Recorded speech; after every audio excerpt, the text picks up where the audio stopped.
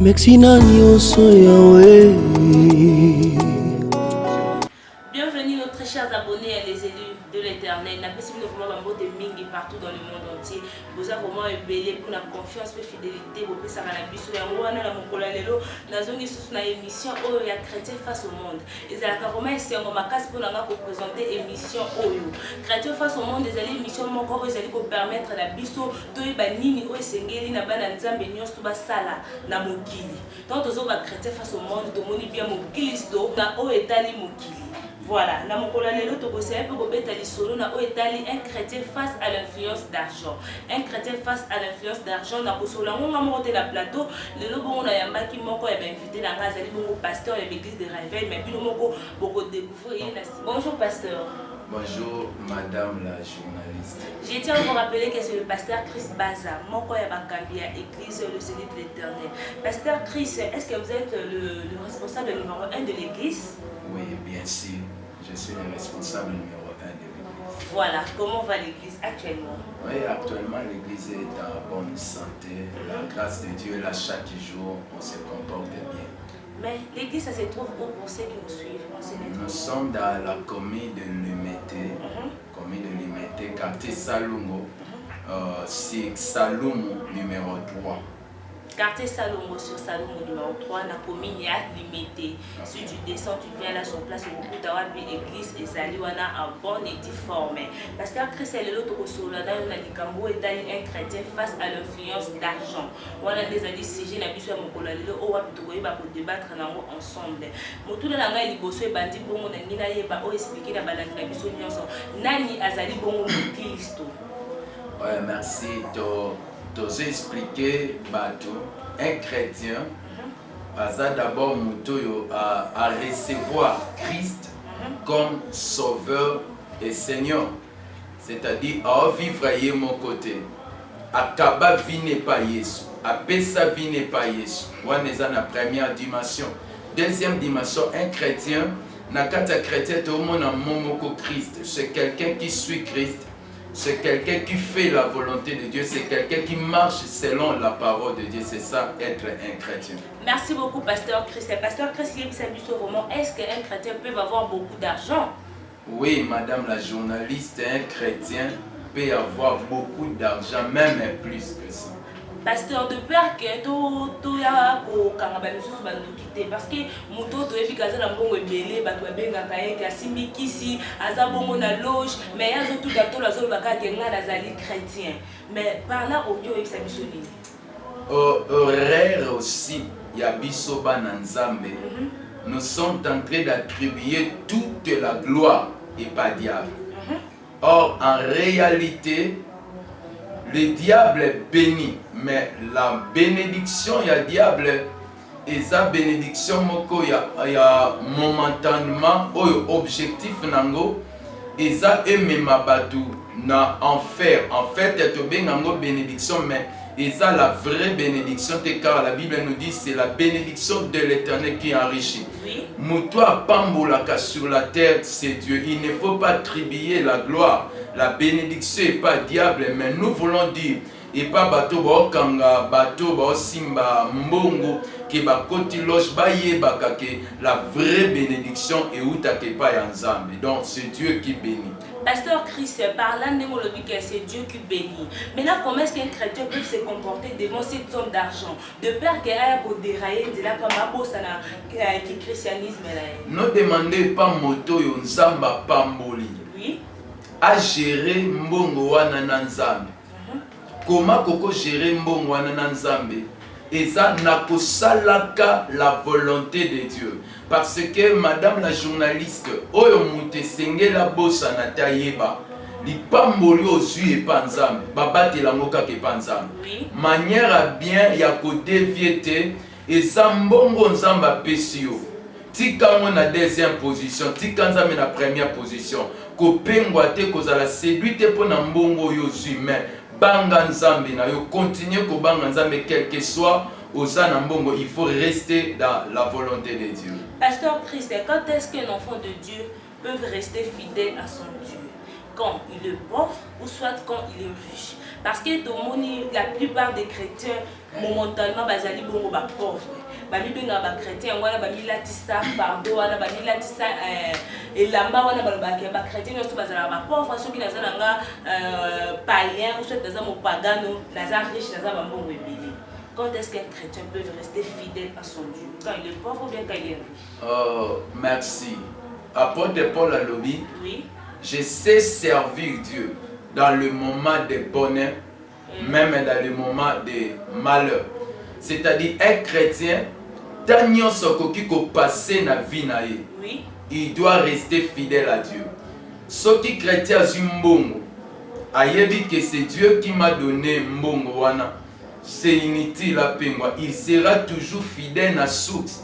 Ce peut être chrétien, les qui s'abattent difficile. Oui. Bible et lobby, le désert n'est pas pour l'éternité. Tu sais, toi, traverser un moment désert, à la promesse à Cana.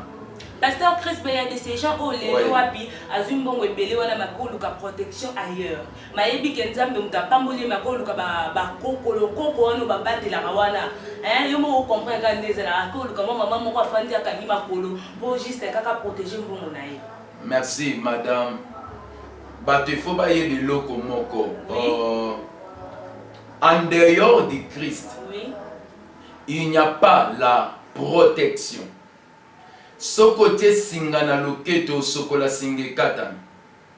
Cérémonie nyo sokosala un jour qui se polaka qui se bebaka. Mais il y a quelqu'un soit batelio, or batela kakayote, or batela nambongo na richesse. Tolingito senge pa batoyo.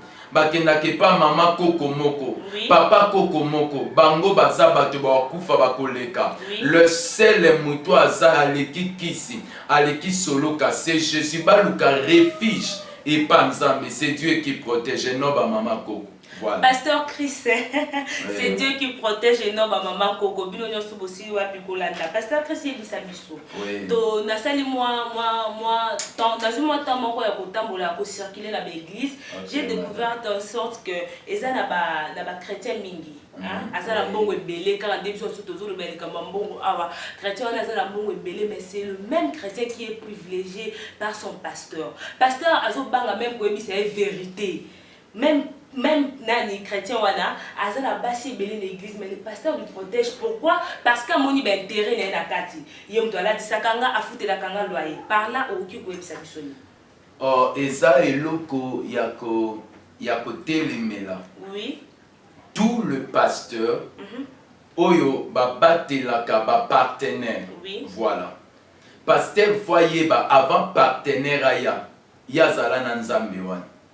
Prière na ye mate ya zote ya nesali muto ana koma partenaire pe nzambe na ye mutatindi muto ana koma partenaire na ye tokoki ko batela partenaire andumba te parce que aza partenaire.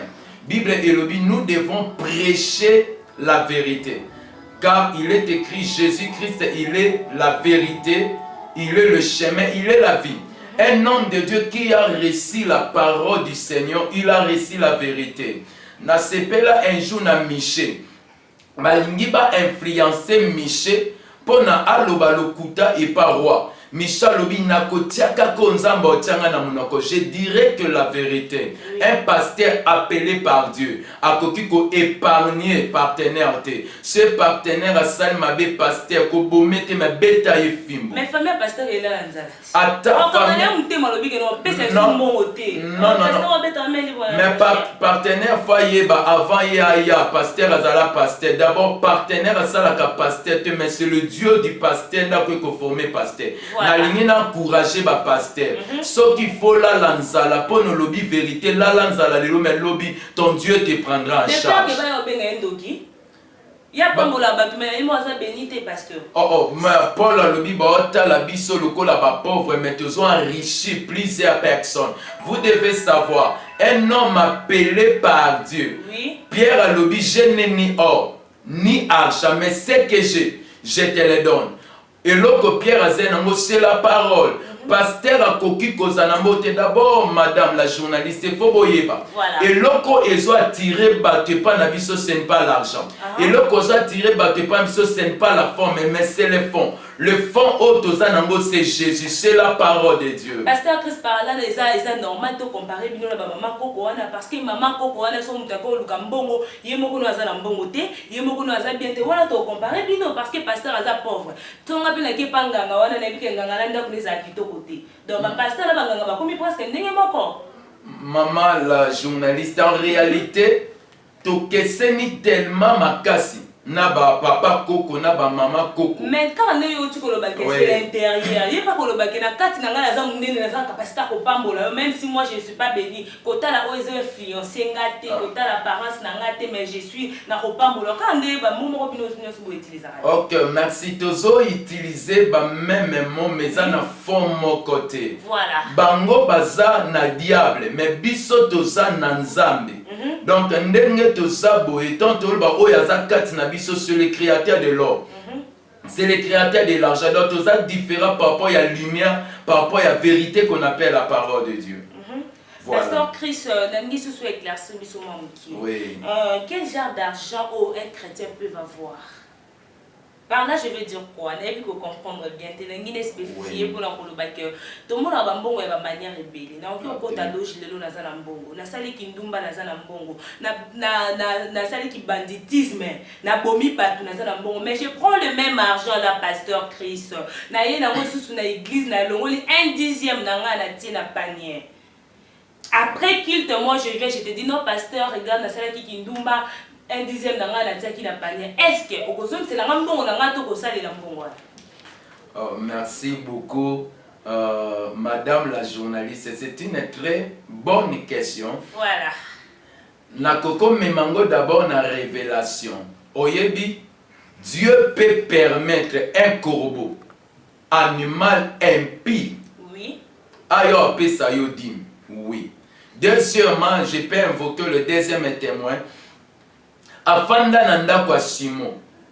Mais bamona mwasi andumba apanza malasi ya prix ya ebele. Mais ce qui est important, Yesu sepeleka atena parfum, mais au-delà parfum, a sauva qui âme ya cette dame. C'est que nakoki koza dim ya mwasi azandumba. Mais au-delà ya ça, je dois lui présenter la parole. Il faut maloba ya nzambe tote ya ye abongola mutema de peur que ceux qui to continuer koyebisa memela biso mbongo kindumba ko rater le ciel. Vaut mieux to prêcher, vaut mieux atika kindumba ateka tabakona pamba tozwa dimi wana, c'est important. Donc parlant kozong c'est mbongo na ko ebisa ko ya mbongo masute. Non, na kozong c'est le mbongo wana te. Apesi dim, asali volonté ya nzambe. Mais il faut tote ya yesu sambongo wana ezamabe. Il faut toyebise madame. Mais en attendant on y est dans mbongo. O te après. Madame. Oui. C'est que tu es porté dans Zimbongo, n'est-ce pas? Dans Zimbongo, mais dans Zimbongo, on a pris cet exemple, non? On a pris l'exemple, il y a Yesu. Ayeba ki ke mutayo pianga parfait za moi sandumba. Ayeba andima ki me a sauvé âme. Maintenant ma be ya basala nzambe za tango kondo kokoye bise vérité te ke mbongo source nango eza mabe. So zo continuer ko lire le même mbongo wande za mabozo mais maintenant âme na. Mais quand même à ça volonté nzamba longoli 1/10 pasteur. Même parler au moins tête à respecter un peu maloba nzambe. Le plus important de kota lola te tango topé sidim. Na lingina éclairci bato même to kota lola te tanto kene prière. Oui. Parce que Bible lobi na Matthieu entre l'autel et l'offrande qui sanctifie l'autre. Jésus bisabascrit, c'est l'autel qui sanctifie l'offrande. Or, quand nous parlons de l'autel dans la révélation, l'autel c'est le cœur. Donc, moutaké kopé sa dit, moutaké kopé s'offrande. Mais ce qui moutémane bon mito kende enfer, le plus important soit à Bongoli Motemane a changé métier, c'est alors qu'on vivra la bénédiction de Dieu. Merci beaucoup, pasteur. C'était vraiment du work dans ce plateau. Merci beaucoup. Très chers abonnés, je tiens vraiment à vous rappeler que la dernière question qu'on a proposée, pasteur Chris Baza. Pasteur Chris répond que Nabiso Otobenga Kango, vérité, rien que la vérité. Question la mission va toujours posée par vrai ou faux. Voilà, je pense que vous avez vraiment prêt à ma question là. Oh oui, naza prêt ya répondre à bino ata boko bombarder nga mais naza prêt ya répondre à bino. Non, quand même. Non, il faut dire quand même que oui, je dirais la vérité, rien que la vérité. Oui, je dirais la vérité, rien que la vérité. Ok, Pasteur Chris, question on a Ezali Bongo. Est-ce que réellement frère ou faux makambo ezo le kana ba vie ya bana nzambe lelo, na ba foyer ya bana nzambe lelo. Église, ils ont faire partir, ou soit église, ils ont faire partir dans un mot toté.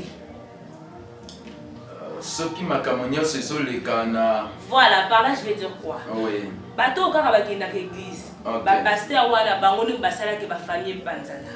Lelo tous on a ba conflit entre bandeko.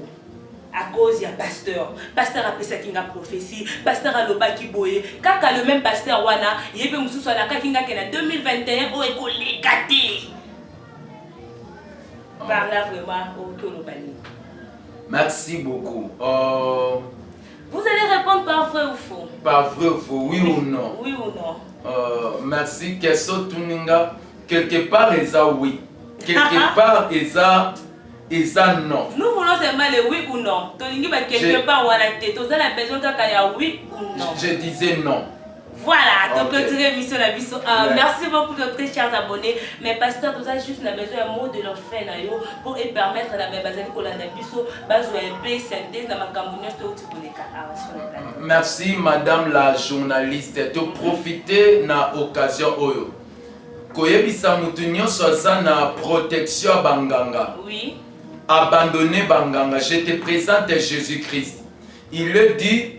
Venez à moi, vous tous qui sont chargés, fatigués, je vous donnerai du repos. Le plus beau cadeau que je peux te donner pour l'an 2021, c'est Jésus. Yo zana kisi, tika kisi, reçois Jésus comme ton Seigneur, ton Sauveur.